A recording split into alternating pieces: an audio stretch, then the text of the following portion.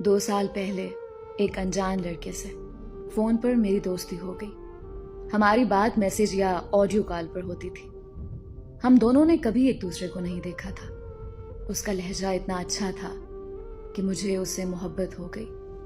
मैंने अपनी मोहब्बत का इजहार किया तो उसने हाँ कर दी। फिर हम दोनों ने एक दूसरे को तस्वीरें शेयर की। एक दूसरे को देखने के बाद हमारी मोहब्बत में शिद्दत और बढ़ गई। 6 महीने गुजर जाने के बाद मुझे पता चला कि जो तस्वीर उसने मुझे भेजी थी वो उसकी नहीं बल्कि उसके कजिन की थी। मुझे बहुत दुख हुआ।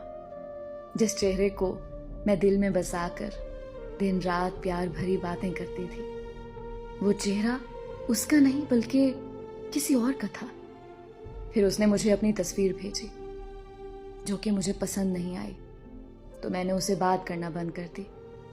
उसने मुझसे बहुत माफियां मांगी, बहुत मिन्नतें की, लेकिन मैंने उसे माफ नहीं किया और उसका नंबर ब्लॉक कर दिया।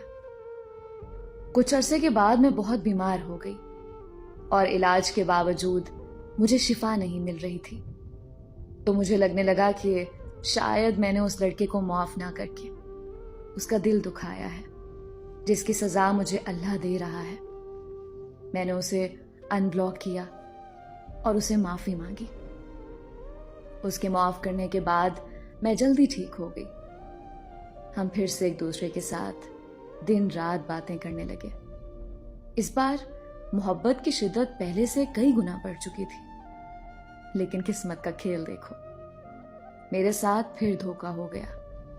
वो शादीशुदा और 2 बच्चों का बाप निकला और उसने ये बात मुझसे छुपाई हुई थी और उसे इस बात का इल्म नहीं था कि मुझे उसकी शादी का पता चल चुका है। उसके धोखे ने मुझे अंदर से तोड़ के रख दिया। लेकिन मैं अब उसकी मोहब्बत में इस कदर पागल हो चुकी हूं कि मेरे लिए उसको छोड़ना शायद अपनी सांसों को तोड़ना है। अब मैं मेरी नहीं रही बल्कि दिलो जान से उसकी हो चुकी हूं। वो चाहे तो मुझे अपनी दूसरी बीवी बना ले या फिर अपने हाथों से मार दे, क्योंकि अब उसके बगैर अब मुझे एक सांस भी गवारा नहीं।